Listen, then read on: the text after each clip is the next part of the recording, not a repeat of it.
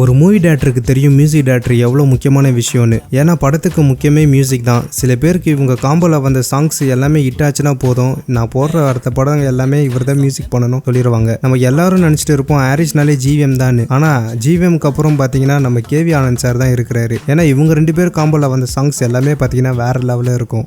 அநேகன் மூவியில் வந்த இந்த சாங்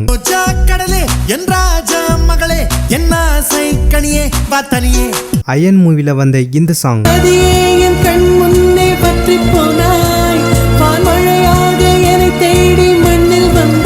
காப்பான் மூவில வந்த இந்த சாங்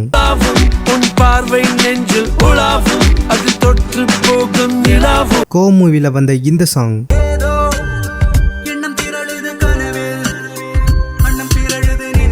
மாற்றான் மூவில வந்த இந்த சாங்